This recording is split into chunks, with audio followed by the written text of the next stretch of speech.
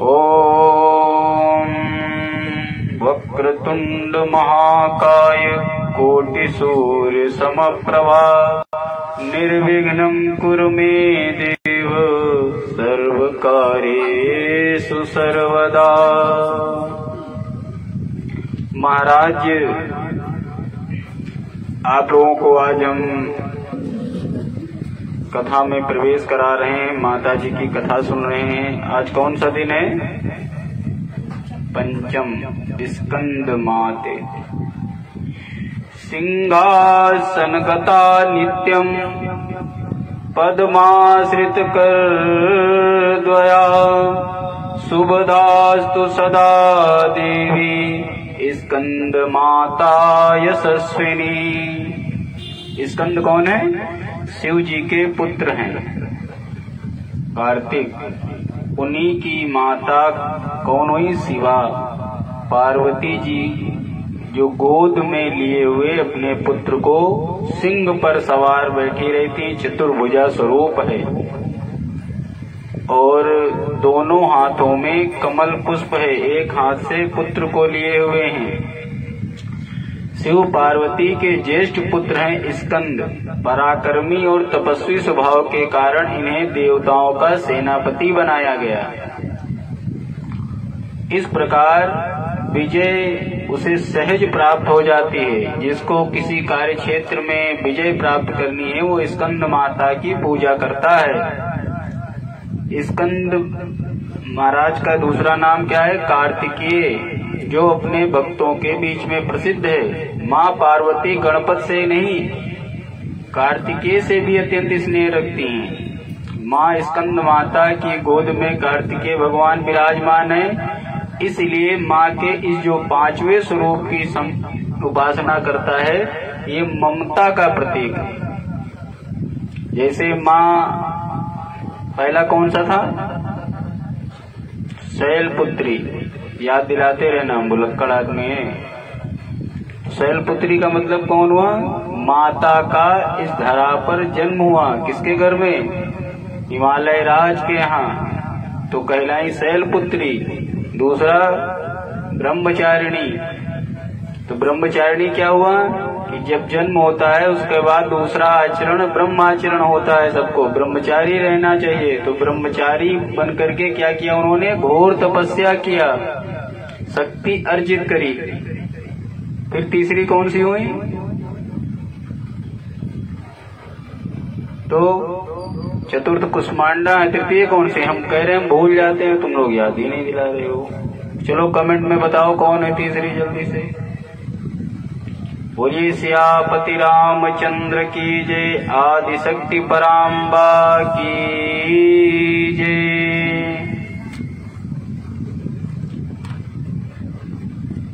जब शक्ति संपन्न हो जाओगे तो लगेगा जैसे हाथ में कमंडल और कमल का फूल लिए हैं। कौन? ब्रह्मचारिणी मैया। और उसके बाद में आज हम लोग किसकी पूजा कर रहे हैं? स्कंद माता की। जो चंद्र घंटा है वे क्या होती है? एक संपूर्ण देवी का स्वरूप है। इनके अष्टभुजा हो जाती है, 10 भुजा की है। ये 10 भुजा हैं और ये शक्ति संपन्न हो जाती है। जिसके बाद में मनोकामना देने वाली कुष्मांडा। अब जब अपने पुत्रों की रक्षा करने के लिए भी उनका स्वरूप हो जाता है। कौन सा? महिषासुरमर्दिनी। ये सब कौन है? ये सब पार्वती मैया के ही स्वरूप हैं। बोलिए सियावर रामचंद्र की जय। तो स्कंद माता की जो पूजा करता है उसके घर में धन धान्य की वृद्धि होती है, पुत्र पौत्रादि की वृद्धि होती है और मातृत्व प्राप्त होता है। अब आपको लेके चल रहे हैं देवी पुराण के अंतर्गत कथा में। सुखदेव जी की कहाँ गए थे ज्ञान लेने के लिए? जनक जी के पास। जनक जी ने समझाया क्या समझाया था, पुनः सुन लीजिए जो सार कथा का निकला था। उन्होंने बताया था, बच्चा जो पिताजी तुम्हारे कह रहे हैं ठीक कह रहे हैं, जीवन में अनुभवों के साथ में अवस्थानुसार आश्रम का प्रवेश सुखद होता है।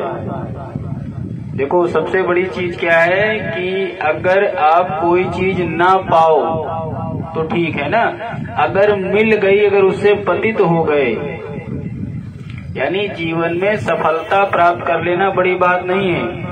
अगर आप सफल हो गए एक बार, उसके बाद वहां से पतन होगा तो बदनामी होगी, चरित्र का हनन होगा, और दूसरी चीज क्या हो जाएगी, तुम्हारा मनोबल गिर जाएगा। आज के समय में देखिए, अरे कोई भी नए स्टार देख लो जो आते हैं, एक दो पिक्चरें अगर हिट हो जाए तो खूब ताम झाम रुपया पैसा खर्चा करके वो बड़ा बड़ा सुख सुविधाएं बढ़ा लेते हैं, और उसके बाद उस मायावी दुनिया में टिक नहीं पाते हैं तो क्या करने लगते हैं, डिप्रेशन में चले जाते हैं, नशा करने लगते हैं, लोगों को मुंह दिखाने लायक नहीं रहते हैं, क्योंकि वो एक ही दो बार में अपने आप को बहुत बड़ा सुपरस्टार मान लेते हैं। आजकल उदाहरण क्यों दिया फिल्मों का, आजकल के युवा सब लोग जो हैं वो ज्यादा आदर्श मानते हैं ना, कि देखो फलाने ऐसे बन गए हम। एक मौका मिल जाए, हर युवा की आज के समय में ये कमी है, वो सोचता है कि एक ऐसा मौका मिल जाए बस मैं चौका मार दूंगा, बस दुनिया में हमारे लिए पाने योग्य कुछ नहीं है, सब हमको मिल जाएगा, बस एक मौका मिल जाए। तो यहाँ पर कहते हैं कौन, जनक जी सुखदेव जी से, बेटा सबसे पहले तुमने विद्या अर्जन किए तो गृहस्थ जीवन में प्रवेश करो, गृहस्थ जीवन में तुमको सहयोग मिलेगा, फंसोगे नहीं। अगर तुम ही फंसना चाहो तो फिर जंगल में भी फंस सकते हो। जो तुम्हारे मन में इच्छा है कि हम जाएं आश्रम बना करके और वन में रहेंगे, तो जिसको चिंता करनी, जिसको मोह करना है, वो कमंडल मंडल में भी मोह कर लेगा। हमारा कमंडल कोई न ले ले, हमारा कोई गद्दा न ले ले, हमारा कोई खड़ाऊ न ले ले। और जिसको नहीं मोह करना है तो निश्चिंत राज भवन में भी बड़े बढ़िया से सो सकता है। क्या सब कुछ जाने राम। सुखदेव जी को बात समझ में आ गई कि हाँ जनक जी सही कह रहे हैं। वापस आए, पिताजी बड़े प्रसन्न हुए। क्या हुआ बेटा, इरादा क्या है? तो कहने लगे कि जनक जी ने कहा है कि अवस्थानुसार जीवन जिया जाए। तो अभी अगर हम ब्रह्मचारी बन भी जाते हैं और कहीं मन भटक गया 40-50 साल 100 साल बाद कि हम, तो व्यास जी ने कहा अब सही पकड़े हो, पूरे जीवन भर बेटा मैं ब्रह्मचारी रहा और अनिच्छा करके उदासीन रह करके रहता था। और कहाँ से कहानी शुरू हुई थी? एक गौरैया एक चिड़िया के जोड़े को व्यास जी देख के अपने बच्चे को लाती है, दाना खिलाती है, स्पर्श करती है, प्रेम करती है। उसको देख के उनके मन में भाव आ गया कि गृहस्थ में एक बेटा भी होना चाहिए जिसके साथ हंसे बोले खेले। भैया सबसे बढ़िया गृहस्थ जीवन है। क्या बताया? तुमको एक साथ में खाना बना के खिलाने वाली, सेवा करने वाली, तुम्हारे साथ हमदर्दी करने वाली, तुम्हारे सुख दुख में साथ रहने वाली, भले मन हो न हो जबरदस्ती में भी तुमको एक सहयोगी मिल जाएगा। ऐसे कोई किसी लड़की के पास, किसी औरत के पास 1 घंटे बैठ के देखो, इतनी समाज में बदनामी हो जाएगी। या तो वो तुमको लूट लेगी या तो तुम उसको बदनाम कर दोगे। समाज में प्रतिष्ठा कहाँ रह पाएगी? तो गृहस्थ जीवन में दूसरी चीज, कभी तुमको बच्चे खिलाने का मन हुआ, कभी प्रेम करने का मन हुआ, कभी घूमने का मन हुआ, तो कोई ये ऐसी चीजें नहीं जो मांगे दे दे। न कोई अपना बच्चा दे देगा, न अपनी कोई बीवी पत्नी दे देगी कि लो बाबा घूम आओ। तो इतना शास्त्र नहीं हमारे आज्ञा देते हैं कि दिखावा बने रहो कि हम बड़े सन्यासी हैं, योगी हैं और हम कुछ नहीं पकड़ते हैं और बिल्कुल सब गृहस्थ जीवन से दूरी बनाए हुए हैं। तो उससे क्या होगा? ये दिखावे में तुम कर रहे हो, ठीक, कि हम बहुत बड़े, और चोरी चोरी तुम सब कुछ कर रहे हो।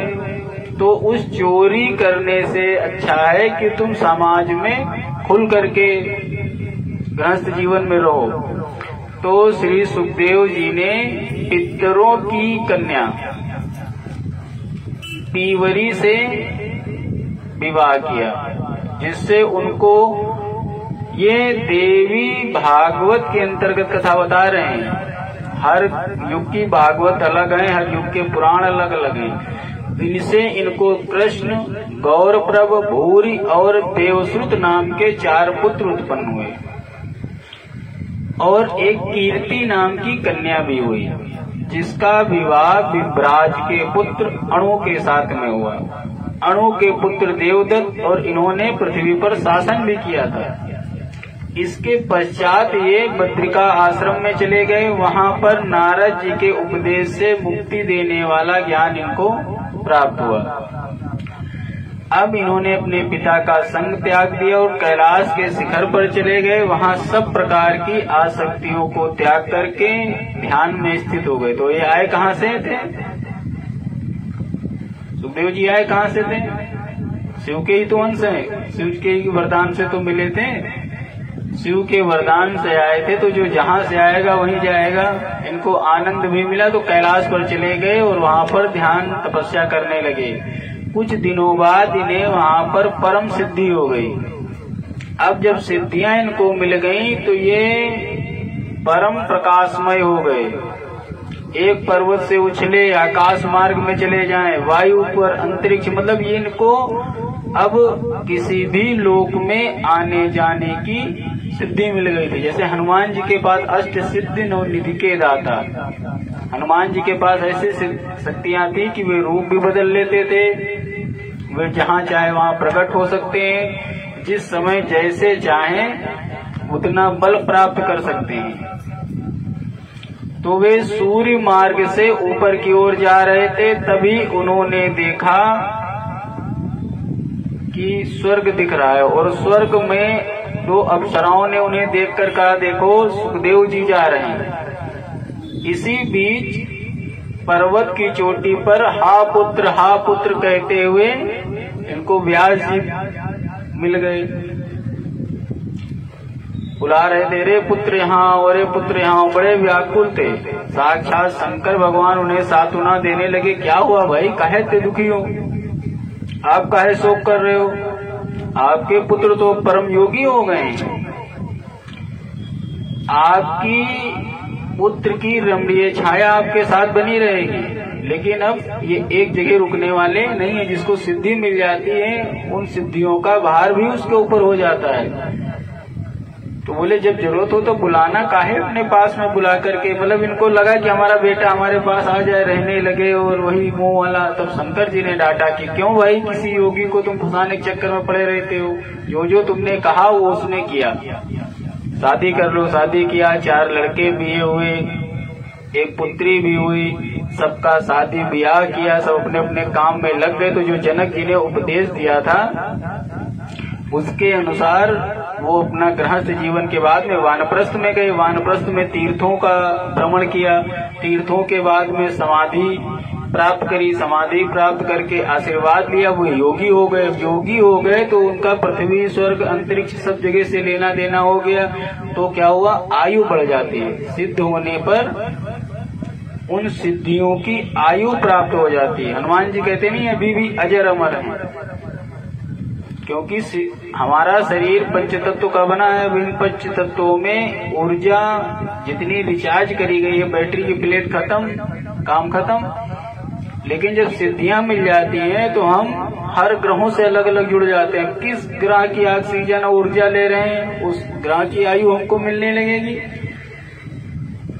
अब जब इच्छा करें तो उनका, सुखदेव जी का प्रतिरूप भगवान व्यास के पास में आ जाता था। इस प्रकार सूर्य मार्ग के द्वारा सूर्य लोक से भी ऊपर जाने लगे सुखदेव जी, और उनको कहते हैं मोक्ष भी प्राप्त हो गया। अब व्यास जी अपने शिष्य का, अन्य शिष्यों को वेदाध्ययन करा रहे थे, उनकी शिक्षा पूरी हुई। तो व्यास जी से घर जाने की आज्ञा मांगी शिष्यों ने व्यास जी के। व्यास जी ने उन्हें अंतिम आशीर्वाद दिया। कहा तुम इस विद्या का सदप्रयोग करना, अयोग्य को ये विद्या नहीं देना, माता पिता को देवता मानना, वेद का स्वाध्याय निरंतर करते रहना, जीवन में कभी प्रमाद न करना। वेद का मतलब विद्या का विद्या में धार तभी बनी रहती जब निरंतर अभ्यास होता है। देखो छोटे बच्चों को कोई चीज दो, बड़ी जल्दी जल्दी सारी याद कर लेते हैं, उसके बाद में नेक्स्ट ईयर वो पुराने टॉपिक भूल जाते हैं। सबसे ज्यादा याद करने की क्षमता छोटे बच्चों में होती है। बड़े बड़े लेसन याद कर लेंगे, लेकिन 1 महीने बाद वो लेसन, क्योंकि वो विस्मृति हो जाती है। व्यास जी ज्ञान प्राप्त करके कुछ दिन बाद में शिष्यों को ज्ञान दे करके हिमालय से नीचे उतरे। सुमंत, जैमिनी, पैल, वैशंपायन, असिल, देवल, ये सब भागवत में श्री सूत जी के नाम से भी कई लोग हैं। वैशंपायन सूत जी भी बोले जाते हैं, व्यास जी बोले जाते हैं। तो कभी कभी कंफ्यूजन होता है, सूत एक उपाधि है कि एक व्यक्ति है। जो जितनी पुराण सुनाते हैं शौनकादि ऋषियों को कौन सुना रहे हैं? सूत जी सुनाते हैं। अब व्यास जी के शिष्य बड़े तेजस्वी थे। सुमंत, जैमिनी, पैल, वैशंपायन, असित, देवल, ये बड़े बड़े सम्राटों के यज्ञ कराए। व्यास जी के मन में अभी एक विषाद हो गया। कौन सा विषाद हो गया? तृष्णा, पुत्रेष्णा इनकी नहीं जा रही। वही गौरैया को खिलाए हैं, अब इनको जब सुखदेव जी इनके साथ में आ जाएं, ये बार बार अब ये फिर अपना आश्रम छोड़ करके हिमालय पर गए कि हमारा बेटा हमको मिल जाए। अब इधर व्यास जी को बेटे की याद आ रही, आज अपनी माता का स्मरण हो गया। मन देखो कब कहाँ कैसे भटकता चला जाए। तो इनकी माता कौन थी, जो एक बार आप लोगों को बता रहे थे, संक्षेप में बता दें ना, बताना सही है? हाँ सुन लो, सब लोग जान जाओ कौन थे। तो अपनी निषाद कन्या माता का इनको ध्यान हो गया। वे पहले गंगा के किनारे पर उनको छोड़कर चले आए थे। अब फिर से माता की याद आ गई, अतः व्यास जी फिर से अपने जन्म स्थान पर चले आए। उस द्वीप पर आकर के लोगों से पूछा, वो सुंदर मुखड़े वाली मेरी माँ कहाँ है जो यहाँ रहती थी? तब बूढ़े निषादों ने बताया, निषाद राज ने अपनी कन्या का विवाह महाराज शांतनु से कर दिया है। ये सुनकर व्यास जी उस निषाद राज के घर गए, यानी अपने नाना के ननिहाल गए, और निषाद ने प्रेम पूर्वक उन्हें प्रणाम किया, उनका पूजन किया, हाथ जोड़ करके कहा, हे मुनिवर, मेरा जन्म सफल हो गया है, मेरा कुल पवित्र हो गया है। आपका दर्शन तो देवताओं को दुर्लभ है। हे विप्रवर, आप यहाँ किस कार्य से आए हैं, अपना प्रयोजन बताएं। इस प्रकार निषाद राज ने श्रद्धा व प्रेम पूर्वक व्यास जी की सेवा शुश्रूषा करके हालचाल पूछा।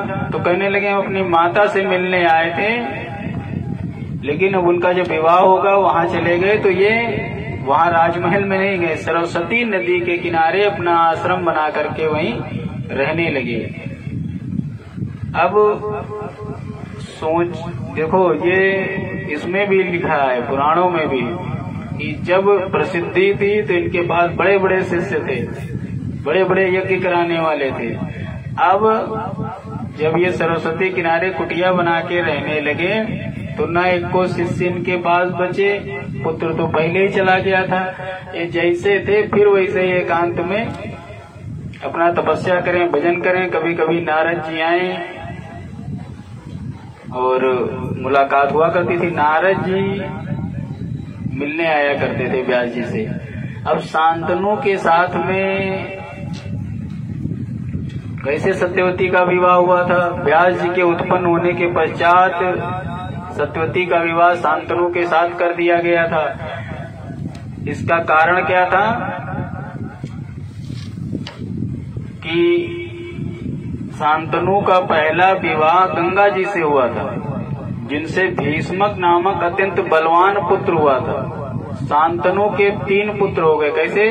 भीष्म जी ने बला जबरदस्ती तपस्या कर, वो प्रतिज्ञा करके कि मैं कभी विवाह नहीं करूंगा, क्योंकि निषाद राज ने कहा कि तुम लोग बहुत ताकतवर लोग हो, अगर मेरी बेटी को ले जाओगे तो दासी बनाओगे, और इसके जो पुत्र वगैरह भी होंगे तो वो भी तुम्हारे यहाँ नौकरी चाकरी करेंगे, क्योंकि उसको कोई राज का उत्तराधिकारी तुमने पहले घोषित कर दिया है। तो शांतनु ने कहा सही कह रहे हो कि राजा तो बनाएंगे हम भीष्म को ही, और लेकिन ये बीमार रहने लगे, टेंशनाइज रहने लगे। तब स्वयं देवव्रत नाम था, गए पता किया मंत्रियों से, तो बताया तुम्हारे फादर इन लव प्यार में हो गए। तब बोले भाई क्या किया जाए? कहने लगे इनकी बीमारी तभी दूर होगी जब इनका विवाह कर दिया जाएगा। तो ये वहां गए, तपस्या प्रतिज्ञा कर लिए जाकर के कि हम विवाह नहीं करेंगे। तो सत्यवती से 2 पुत्र हुए। कौन से? बड़े पुत्र का नाम था चित्रांगद और छोटे पुत्र का नाम था विचित्रवीर। ये दोनों बड़े सुंदर मनुष्य, शत्रुओं का दमन करने वाले थे। व्यास जी इन दोनों को अपना भाई जानकर बड़े हर्षित होते थे। तो व्यास जी के एक तरीके से 4 भाई हो गए, भीष्म पितामह और ये दोनों अपना मिला के, ये सब मिला के 4 भाई माने जाते हैं। अब देखो कितनी दूरदर्शी वाली बात थी। चाहे माता का कुल हो, महाभारत काल की ये घटनाएं हैं, चाहे माता का कुल हो और चाहे पिता का कुल हो, दोनों कुलों की संतानों को बराबर मान दिया जाता था।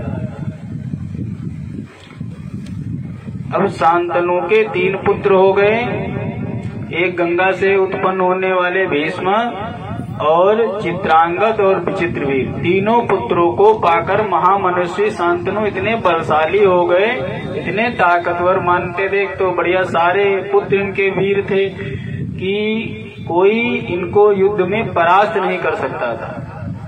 काल सभी पदार्थों को पुराना कर देता है, पर जब बुढ़ापा आता है तो चाहे जितने ताकतवर हो। अब शांतनु ने अपना शरीर उसी प्रकार त्याग दिया जैसे कोई पुराना कपड़ा त्याग देता है। दिवंगत पिता के होने के बाद भीष्म ने चित्रांगद को गद्दी पर बैठाया। उन्होंने स्वयं राज्य नहीं लिया था क्योंकि प्रतिज्ञा कर चुके थे देवव्रत। अब शांतनु ने विधिपूर्व, शांतनु जो चित्रांगद थे विधिपूर्वक राज करने लगे और एक दिन सेना लेकर के आखेट खेलने के लिए वन में गए और वन में विचरण कर रहे थे कि उसी समय चित्रांगद नामक एक जो है वो था गंधर्व पृथ्वी पर उतरा था। उस गंधर्व से युद्ध करते हुए ये मारे गए। अब राजा वीरों की गति पाकर इंद्रलोक में प्रवेश कर गए। भीष्म ने उनके सारे आदि दैविक संस्कार किए। धीरे धीरे मृत्यु का शोक दूर हुआ और अब इनके छोटे भाई विचित्रवीर को राज सिंहासन पर प्रतिष्ठित किया गया। उन्हें राजगद्दी पर बैठा देखकर सत्यवती मैया बड़ी प्रसन्न हुई कि भाई हमारा चलो छोटा लड़का बैठ गया है। देखो देवव्रत ने अपनी प्रतिज्ञा नहीं तोड़ी, मतलब भीष्म पितामह ने कहा था कि हम राज नहीं करेंगे। अब सत्यवती के पुत्र विचित्रवीर पूर्ण युवावस्था को प्राप्त हो गए और भी श्रीमद् भागवत के अनुसार, महाभारत के अनुसार कहते हैं इन दोनों के लिए 3 कन्याओं का हरण करके लेके वो एक स्वयंवर जीत के लाए थे भीष्म पितामह। काशी नरेश की बेटियां थी, स्वयंवर रचा गया था, उनकी 3 कन्याएं थी, अंबा, अंबालिका और अंबिका। हजारों राजा राजकुमार स्वयंवर में भाग लेने आए थे। स्वयं भीष्म ने भी भाग लिया था इस स्वयंवर में और जीत करके तीनों कन्याओं को अपने यहाँ हस्तिनापुर लेके चले आए थे। तो बड़ी के प्रति मां मछली और बहन छोटी प्रति की भावना किया जाता। रथ पर बिठाते समय वे तीनों कन्याओं को छुए तक नहीं थे और भाले की नोक पर इशारा करके बिठा के लेते आए थे। अब तीनों, देवी पुराण कहती है कि विचित्रवीर के साथ तीनों कन्याओं का विवाह करने के लिए कहा गया, लेकिन भागवत के अनुसार एक चित्रांगद को, एक विचित्रवीर को, तीसरी को जो है अंबा को उसने भीष्म से कहा कि तुम लेके आए हो तो तुम हमारा वरण करो और मनी मन अभी नहीं, उसने तीसरी ने क्या कहा कि हम महाराज साल्व से प्रेम करते हैं, तो हमको जो है उनको मैंने मानसिक रूप से पति मान लिया है। तो भीष्म पितामह ने कहा ठीक है, हमको विवाह तो करना नहीं है, आप साल्व के पास चली जाओ। कन्या के ऐसा कहने पर मंत्रियों सत्यवती की परामर्श से भीष्म ने कन्या को सम्मान पूर्वक छोड़ दिया कि तुम अपने इच्छानुसार साल्व के पास चले जाओ। अब जब वह कन्या साल्व के पास पहुंची तो मन का अभिष्ट राजा से कहे, महाराज मेरा चित्त आपके प्रति आसक्त हो चुका है और मैं आपको पति मानती थी, इसीलिए भीष्म के सामने मैंने स्पष्ट निवेदन किया और उन्होंने मेरा निवेदन मान लिया है। अब आप मेरा पारिग्रहण करिए, मैं धर्म विधि से आपकी पत्नी बनना चाहती हूँ। तब साल्व ने कहा कि सुंदरी सुनो, मेरे आंखों के सामने भीष्म पितामह ने भीष्म पितामह भी मुंह से निकल गया, अभी पितामह नहीं बने थे, अभी तो ये बहुत युवा ही थे। मेरे सामने ही तुमको जो है रथ पे बिठा के लेके गए, हाथ पकड़ के बिठाया था। और क्षत्रियों की मर्यादा के अनुसार जिस सभा में जो जिसका हाथ पकड़ लेता है कन्या का, तो कन्याओं का हाथ लोग नहीं पकड़ते हैं कि हाथ पकड़ लिया तो फिर कभी छोड़ना नहीं है। तो तुम देवव्रत ने तुम्हारा हाथ पकड़ा था, इसलिए मैं तुम्हारा पायग्रहण नहीं कहूंगा। अब पायग्रहण नहीं करूंगा तो बेचारी वापस फिर यहाँ आई कि कोई। अब भीष्म तुम्हें मातृभाव से देखें, चाहे बहन भाव से देखें, चाहे जैसे देखें, मैं तुमसे विवाह नहीं करूंगा। इन्होंने बताया कि वो मातृभाव से सभी स्त्रियों को देखते हैं, उनमें कोई दोष नहीं है। ये रोती बिलखती हुई वहां से चली आई। अब भीष्म के पास आई, कहने लगी उन्होंने हमारा त्याग कर दिया है कि तुमने मेरा हरण किया है, स्वयंवर में मैं किसी की जीती हुई वस्तु नहीं प्राप्त करता हूँ। अब आप धर्म के जानकार हैं, आप ही मुझसे विवाह कर लीजिए, क्योंकि स्वयंवर से आप हमें लेके आए, उठा के लेके आए। भीष्म बोले कि तुम्हारा एक तो चित्त दूसरे राजा पर आसक्त हो चुका है, तो यहाँ पर बात ये नहीं है कि तुम्हारा चित्त है, मैं अपना कभी भी व्रत नहीं तोड़ूंगा। अब वो जब कहीं सहारा नहीं मिला तो वन में चली गई। यहाँ पर कहीं कहीं किंवदंती मिलती है कि उसने कहा कि हे भीष्म और साल्व दोनों लोगों को समझ, तुम लोगों की मृत्यु का कारण मैं ही बनूंगी। और यही खुरचते हुए वही मन में बदले की भावना लेते हुए तपस्या करती हुई और वन में तपस्या करने के लिए चली गई। कहते वहीं पर शरीर त्याग दिया और उस तपस्या में वे माँ भगवती की निरंतर आराधना करती रही और अपने आप को शक्तिशाली बनाने की। काशीराज की दूसरी कन्याओं का विवाह देवी भागवत के अनुसार विचित्रवीर से हुआ। उन दोनों कन्याओं के साथ वे आनंद पूर्वक रहने लगे। कभी वे महलों में निवास करते, कभी उपवन में चले जाते। राजा 9 वर्षों तक पूरा आनंद विहार से रहे और इतने भोग विलास में ये इतना ज्यादा आसक्ति हो गई कि इनको राज यक्षमा रोग हो गया, जिससे इनकी मृत्यु हो गई। पुत्र के मरने पर अब सत्यवती को बड़ा कष्ट हुआ। अरे देखो, एक लड़का गंधर्वों के साथ युद्ध में मारा गया, दूसरा टीबी रोग होता है, क्षय रोग हो गया। अब एक दिन दुखी होकर के उन्होंने कहा, बेटा, किससे कहा? देवव्रत से, तुम ही अपने पिता का राज्य संभालो, तुम ही शादी विवाह करो, अपने भाई की पत्नी को अंगीकार कर लो, अपने वंश की रक्षा करो। तब भीष्म ने उत्तर दिया, क्या कहा? प्रतिज्ञा में श्रुता माता पित्रार्थे या मया कृता, ना हम राज्यम करिष्यामि ना चाहम दार संग्राम। हे माता, मैंने जो पिता के सामने प्रतिज्ञा की थी वो तो आप जानती ही जानती हैं, और ये प्रतिज्ञा का कारण भी तो आप ही हैं। आप ही ने बिल्कुल कहा था कि सबसे पहले भीष्म आकर के, देवव्रत अगर आकर के हमसे कह देंगे कि तुम हमारी माँ बन जाओ तो मैं मान जाऊंगी। और तुम्ही ने कहा था कि बेटा तुम बहुत शक्तिशाली हो, अगर तुम्हारे बेटे छीन लेंगे तो तुम्ही ने कहा था, देखो कभी भी भविष्य में क्या होने वाला है इतना ज्यादा नहीं, तुम्ही ने कहा था कि तुम्हारे बेटे हमारे बेटों के शत्रु के समान होंगे, तो मैंने कहा था न विवाह करूंगा न तुम्हारे शत्रु पैदा होंगे। अब आज तुम कैसे कह रहे हो, इसीलिए मैं कभी राज सिंहासन पर नहीं बैठूंगा न विवाह करूंगा। हाँ, इस राज सिंहासन से बंधा रहूंगा मैं जब तक जीवित हूँ, इसकी सेवा करता रहूंगा। अब सत्यवती इस बात को सुनकर के चिंतित हो गई कि भैया वंश कैसे चलेगा, इतना बड़ा साम्राज्य।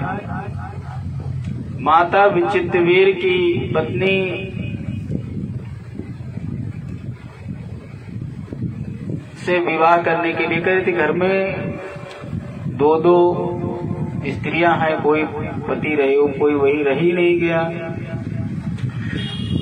भीष्म ने जब साफ साफ मना कर दिया तो सत्यवती को व्यास जी ने एक वचन दिया था कि माता तुम जब हमें याद करोगी मैं तुम्हारे पास तुम्हारी इच्छा पूरी करने अवश्य आ जाऊंगा।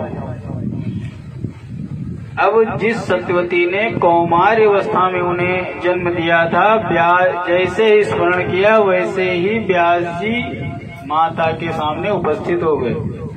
भीष्म जी ने उनकी पूजा करी, सत्यवती जी ने उनको बड़ा आदर दिया। तब माता सत्यवती ने व्यास जी से कहा, तुम विचित्रवीर की पत्नी जो हमारे घर में बहुएं हैं, इनसे आध्यात्मिक शक्ति के द्वारा पुत्र उत्पन्न करो। व्यास जी ने कहा तथास्तु, और उचित समय आने पर रानी जब उनके सामने आई तो एक रानी ने डर के मारे आंख बंद कर लिया। तब व्यास जी के तेज से जो पुत्र उत्पन्न हुआ था वो बड़ा बलवान था, किंतु जन्म से अंधा था। उसका नाम धृतराष्ट्र रखा गया। ऐसे पुत्र को देख करके सत्यवती बड़ी दुखी हुई।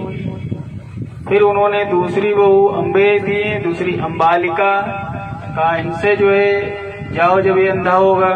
तो ये जब गई तो मारे डर के इतना थर थर कांपने लगी कि उनका कोई कहते कुछ लेपन कर लिया था, कोई कहते इतने डर के मारे इनका पूरा शरीर पीला पड़ गया। तो इनसे जो पुत्र उत्पन्न हुआ वो पीलिया रोग से ग्रसित था, पांडु रोग हो गया उसको, तो उसको पांडु रखा गया। अब एक दोनों में कोई भी राजा बनने के लिए योग्य नहीं, रोगी लोग कैसे राज्य चलाएंगे। माता ने 1 वर्ष बाद कहते हैं पुनः अंबिका को पुत्र उत्पन्न करने की प्रेरणा दी। इस बार वो मारे डर के फिर स्वयं नहीं गई, उन्होंने अपने स्थान पर दासी भेज दिया। और जब दासी पर दिव्य दृष्टि पड़ी तो उनके विदुर जी उत्पन्न हुए जो धर्म के अंश थे। इस प्रकार अपने वंश की रक्षा करने के लिए माता सत्यवती ने व्यास जी से आध्यात्मिक शक्ति के द्वारा पराक्रमी पुत्र उत्पन्न करके वंश की कड़ी नहीं टूटने दी। बोले आदि शक्ति पराम्बा की जय। ओम श्री राम जय जय राम, श्री राम जय जय राम, श्री राम जय जय राम। ऋषि बोले कि कथा तो संदेह दूर करने के लिए होती है ना। ये जो स्टोरी आप बता रहे हो ये दिव्य है, जो कथा आप सुना रहे हो ये दिव्य है, साधारण नहीं है। ये बताइए ऐसे कुल में निषाद राज के यहाँ कैसे कन्या जो है इतनी दिव्य उत्पन्न हो गई जो ऋषियों के तेज को संभालने वाली हो। ये भी तो सोचने वाली बात है कि कैसे ये कन्या। तो सत्यवती के जन्म की सूत जी कहते हैं कि मैं धर्म अर्थ काम मोक्ष को देने वाली आदि शक्ति को प्रणाम करके आपको कथा सुनाता हूँ, सावधान होकर सुनिए।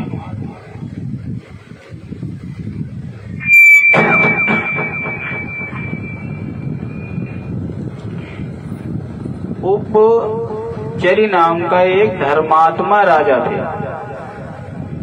उनकी तपस्या से संतुष्ट होकर के देवराज इंद्र ने उन्हें स्फटिक मणि से बना हुआ एक दिव्य विमान दिया था। उस विमान पर बैठ करके महाराज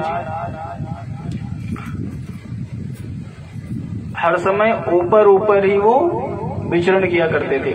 उपचरी नाम पड़ गया उनका। उनकी पत्नी का नाम था गिरजा।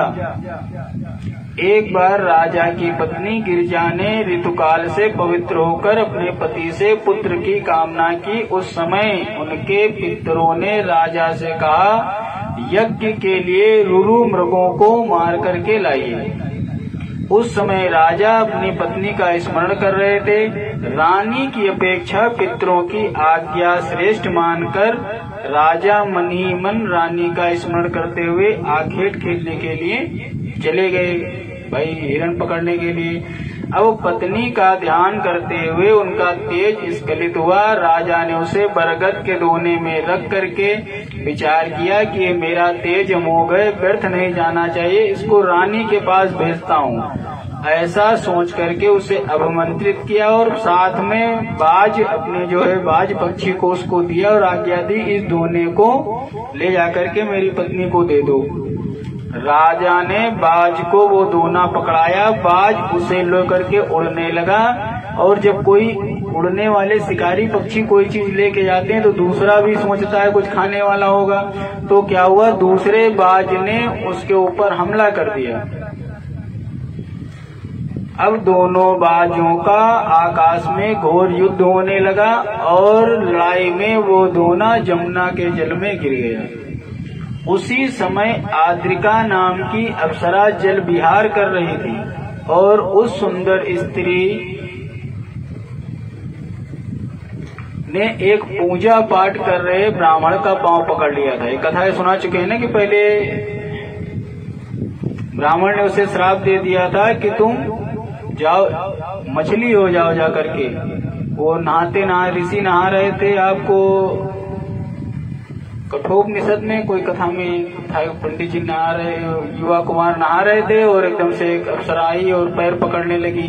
तो यहाँ पे उसमें मगरी हो जाओ श्राप दिया था। यहाँ कथा में बताते हैं कि उनको श्राप दे दिया तुम मछली हो जाओ। अब वो अप्सरा गिड़गिड़ाई कि मेरा उद्धार कैसे होगा, तुमने जो श्राप दिया है मत्स्य योनि में प्राप्त हो जाओ, लेकिन अब हम क्षमा मांगते हैं। ये सब हम लोगों की जो है लड़कियों की एक आदत है हंसी मजाक करना, उसको इतना गंभीरता से आपने ले लिया। कहने लगी तुम अपने पेट से युग्म मानव संतान उत्पन्न करके मर जाओगी, तब तुम्हारा ये शरीर छूट जाएगा, मुक्त हो जाओगी। अब महाराज वो मछली हो गई। जब बाज के मुख से वो तेज मछली बनी, आद्रिका अप्सरा ने निगल लिया और कुछ महीने बाद मछुआरे ने उस सुंदर स्त्री को वो मछली को अपने जाल में फंसाया। तो मछुआरे ने जब पेट चीरा तो उसके पेट से 2 जुड़वा संतान मिली। एक सुंदर सा बालक था, दूसरी सुंदर कन्या थी। धीवर ने दोनों बच्चों को उपचरी राजा को सौंप दिया। जिनका था पहले होता था कि तुमको कोई भी अभी भी एक तुम्हारे यहाँ खनिज प्राप्त हो या कोई पुत्र प्राप्त हो या कोई भी ऐसी तुम्हारे राज्य में वस्तु प्राप्त होती थी तो कहाँ जमा करी जाती थी, राजा के पास में जमा करो जा करके। तो इनको जब मिला तो कहे महाराज ये हमें मछली के पेट में 2 बच्चे निकले। तो राजा ने क्या कहा कि ऐसा करो कि एक लड़का हमें दे दो और लड़की ये तुम रख लो। तो कन्या मछुआरे को दे दी। तो वही मत्स्यगंधा, क्योंकि उसके शरीर से मछली की गंध आया करती थी, इसलिए उसका नाम मत्स्यगंधा। उस धीवर कन्या जो पुत्री के समान पालन पोषण करने लगे। कन्या वो निषाद राज के घर में रहती थी और एक दिन जब नदी पार कर रहे थे तो भगवान व्यास जी की उत्पत्ति कैसे हुई ये भी सुन लीजिए। अब इस प्रसंग को सुनिए। एक बार तीर्थ यात्रा के प्रसंग के समय महान तेजस्वी पराशर मुनि यमुना के तट पर आए। उन्होंने देखा कि इस समय निषाद भोजन कर रहा है, तो वो कन्या नाव को इधर उधर घुमा रही थी। तो उसने कहा, हे कन्या तू मेरे को उस पार छोड़ दे। तो उसने अपने पिता की तरफ देखा तो निषाद राज ने कहा कि हम भोजन कर रहे हैं, जाओ तुम ही नदी को उस पार उतार आओ जा करके। अब अपनी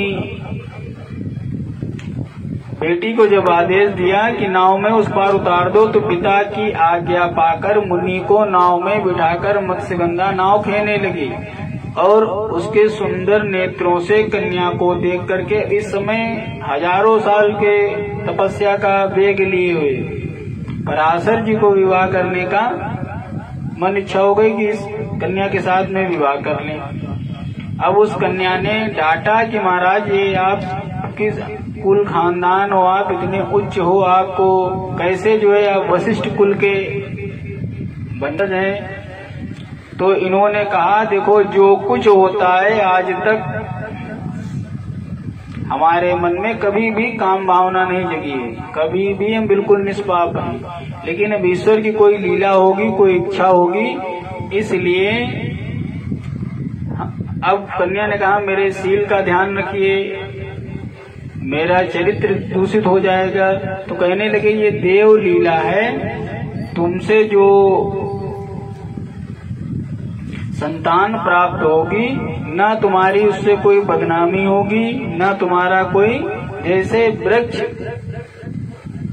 फल फूल आदि देते हैं उसी तरीके से तुम आधार बनोगी। तो कहते हैं कि उसी समय जैसे ही पराशर का व्यास जी का जन्म हुआ था, पालन पोषण करने की कोई जरूरत नहीं थी, खाली व्यास जी का जन्म हुआ था और जन्म से ही ये ज्ञानी थे और उठ करके तपस्या में चले गए। तब और जैसी थी पुत्री वैसी ही है। तो ये जाने लगे तो भाई माँ तो दुख होगा। तो कहा बेटा जा रहे हो? तो बोले माँ जा तो रहा हूँ, लेकिन तुम जब याद करोगे, अभी तो तुम्हारे लोक लाज या समय में कैसे बताते घूमोगी किसका लड़का कौन है। तो वैसे भी हम तो जिस कारण से हुए थे, आपके यहाँ से जन्म होना हमारा लिखा था, हम हो गया, लेकिन जब याद करोगे तो हम आ जाएंगे। तो उसी वचन के अनुसार, क्योंकि व्यास जी विष्णु जी का अंश माने जाते हैं और तीनों लोकों में यश फैलेगा, मैं किसी कारणवश ही आसक्त हुआ हूँ, क्योंकि मैं तो बड़े बड़े, जब हम लोग तपस्या करते हैं तो बड़ी बड़ी अप्सराएं और दुनिया में सब आया करती हैं, कभी कोई तपस्या नहीं भंग हुई है,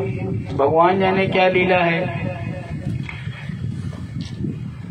इस तरीके से व्यास जी का विवाह हुआ था और कुछ समय बाद गंगा से विवाह हुआ था शांतनु का। और जब शांतनु गंगा जी पर मोहित हुए थे तो गंगा जी ने एक शर्त रखी थी। क्या शर्त रखी थी? कि हम तुम्हारे साथ तब तक रहेंगी जब तक तुम हमें रोकोगे टोकोगे नहीं।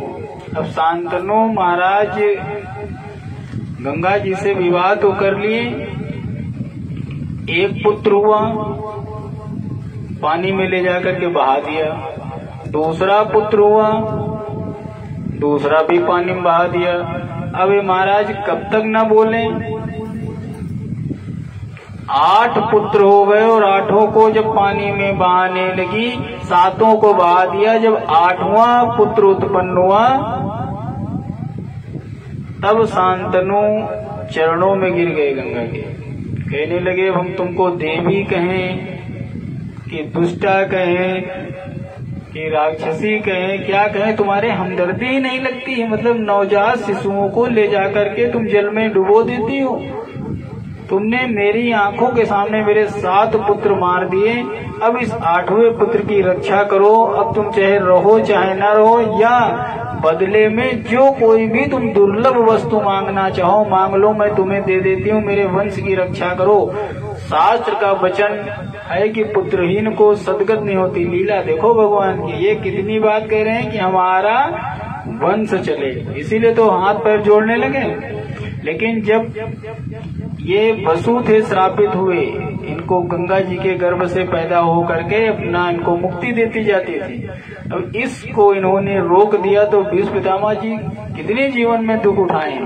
शादी ब्याह तो वैसो नहीं किए, इन्होंने रोक दिया कि रोक लो, हमारे घर में वंश चलने वाला कोई तो छोड़ो, और जो तुमने शर्त रखी थी तुम जहां चाहो वहां जा सकते हो। अब जब इन्होंने रोक टोक की तो गंगा जी क्रोध में आ गई, कहने लगी मैं भी इस पुत्र की कामना करती हूँ, ठीक है मैं इसको लेकर के जा रही हूँ, इसका पालन पोषण करूंगी, समय आने पर तुमको जो है इसको वापस कर दूंगी।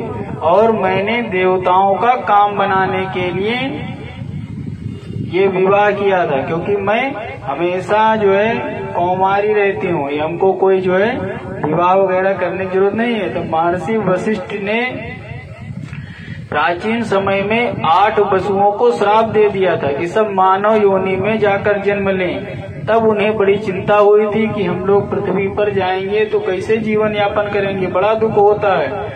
तब वे कहने लगे, हे आप माता आप मेरी बन जाइए और हमको किसी तरीके से जन्म दे करके तुरंत मुक्त कर देना।